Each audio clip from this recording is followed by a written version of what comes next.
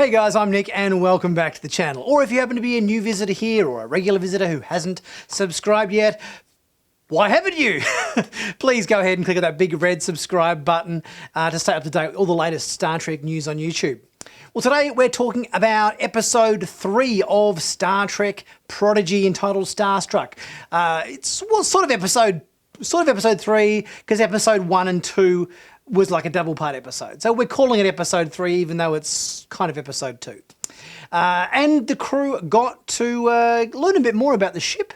We got a bit of a class, courtesy of Hologram Janeway, in the ins and outs of the Federation.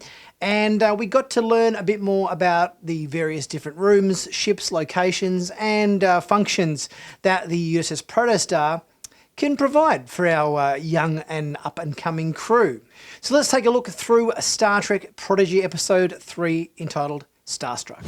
So this episode pretty much picked up right where episode 1 and 2 left off, which is the crew on board the ship, and they've just been introduced to Hologram Janeway. And as they don't know too much about Starfleet, the Federation and everything, Hologram Janeway goes about giving them a bit of a introductory class as to what it's all about. So I thought this was a really good getting your feet wet episode where our crew got to know all of the different rooms on the ship and more importantly, what food can be produced from the replicator. So during Janeway's initial sales pitch on the Federation, we get to see a pretty impressive holographic display which showcases founding races of the Federation. We get to see Vulcans, humans, Tellarites and Andorians, along with the logos for those races, establishing them as the founding fathers, so to speak, of the Federation of Planets. We saw a Vulcan who looks very much like Spock, giving the Vulcan salute to an Andorian. We also got to see an array of Federation starships, the Enterprise, the Voyager, the Defiant, and we also got the Discovery and the Enterprise D, not to mention Archer's NX-01. And we also got to hear Janeway giving the typical Federation mantra, the what's on my t-shirt, in fact. Yes, the whole space, the final frontier routine with, it's the Federation's job and Starfleet to explore strange new worlds and to boldly go and all that sort of thing, which we've heard, obviously, Picard and Kirk deliver many times before in original series and Next Generation, but I don't believe we've ever heard Janeway kind of spiel it off. So it was really cool, I thought, to hear Janeway speak the words. In the journey through exploring the ship, it kind of almost seems like all of the crew, they want to kind of follow Janeway hologram, they want to get to Federation space, but Dahl's being the bossy captain, he's kind of wanting to do his own thing, he doesn't want to take advice. He's kind of coming across as a bit of a jerk, to be honest. I think in this episode, we're kind of establishing his personality, I suppose, and I'm guessing we're going to see him grow into a much better leader of the group. At the moment, he's just kind of being a bit full of himself, a bit bossy, a bit of a jerk, self-imposed captain. He kind of thinks he's pretty good. He really doesn't know a lot. And I think Zero's mind reading of him kind of shows that he's really terrified, and he's just having this persona of being very full of himself and very sure of himself, but he's really kind of pooping his pants in fear about the whole situation, but he just doesn't want to let on to the rest of the crew how essentially unsure of himself he really is. We cut back to the Diviner and Dreadnought a couple of times in this episode where we kind of sense that there's been an uprising, it's been quelled. All of the unwanted, as they call them, or their slaves, are basically there to mine chimerium crystals from this asteroid for his bidding, and that the Diviner has got his own ship, which is called the Rev 12, and his ship and the asteroid they're mining on is able to be cloaked by the use of these crystals. So it would seem like chimerium in some way is a power source to run a very, very large cloaking device. I enjoyed the fact this episode was really a good tutorial for young kids stepping into the Star Trek universe, learning about the Federation, Starfleet, Janeway teaching them how replicators work and that the Federation doesn't use any money so you can eat all you want for free, which Jank and Pog seem to be very impressed with. When Jank and Pog's ordering his mountain of food that obviously is some Tellarite delicacy, I felt a bit sad for Roktark in this episode. Poor old Roktark, seems like she's never eaten anything except for the slave food that she's been given on the asteroid, so she was clearly captured quite young and has pretty much spent all of her life just eating food for slaves, I guess you'd call it. The bare minimum of sustenance to keep the workers alive on this asteroid run by the Diviner. We got to see the bunk rooms where most of the crew would be sleeping on this ship. Quite a large bunk room that seats quite a lot of people. And we've also got to see the captain's quarters, which was a bit more lavish for a ship that size. Captain's quarters was certainly comparable to a captain's quarters on a much larger starship. And it looks like the bunk rooms are kind of more like the sort of bunk rooms where the lower deckers might reside. There's some sad scenes from Roktak in this episode where she confronts Gwyn about why she never stopped them.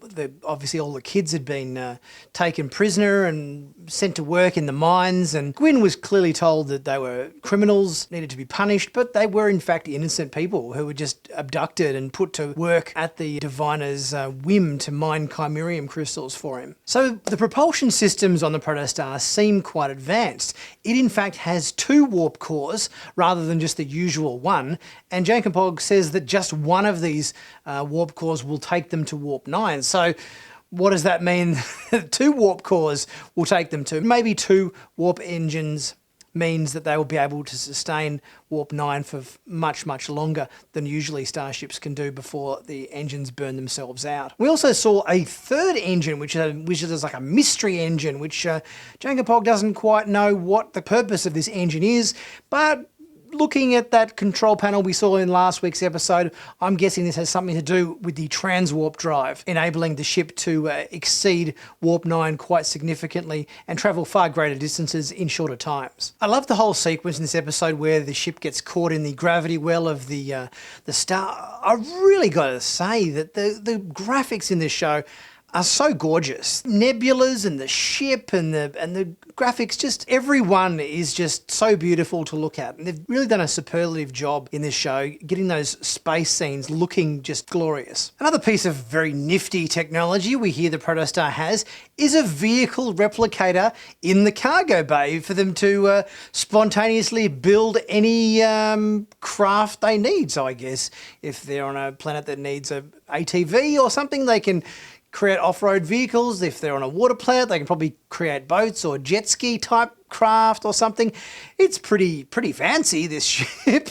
Having a replicator big enough to build, a shuttlecraft is pretty impressive. I like this technology. It gives them a certain level of diversity in terms of what they can actually do and achieve, but yet keeping the size of the ship small and just building stuff as they need to. We also learned that Gwyn's arm bracelet thing can not only turn into a sword when she needs to, but it can turn into a shield as well.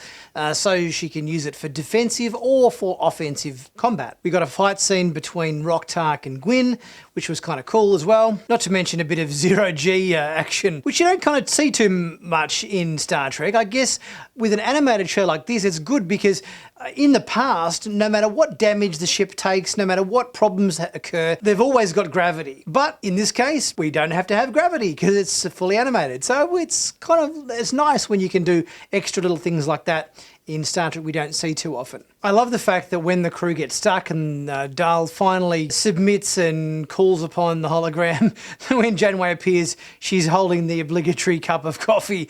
So even as a hologram, Janeway has a caffeine addiction as well. With an exciting escape from the pull of the gravity of the star and they get out of that, it seems like there's hope for our crew. There's some nice interactions here between the Janeway hologram and the rest of the crew. They're growing in likability.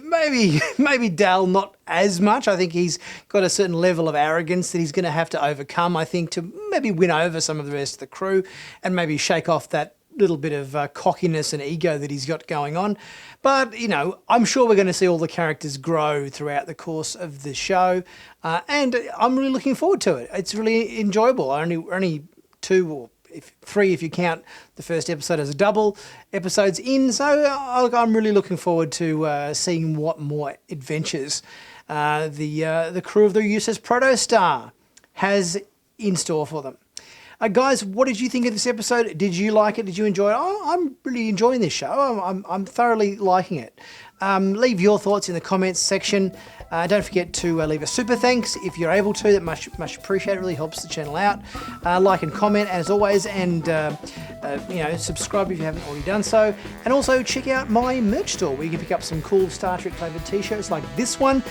In fact, there is a very big sale going on in the merch store where you can get from the 5th to the 10th of November 20% off all merch. I might even be putting some new Prodigy themed merch in there soon, so keep a lookout for that. As always, guys, I'll see you very soon for my next review. Catch you soon.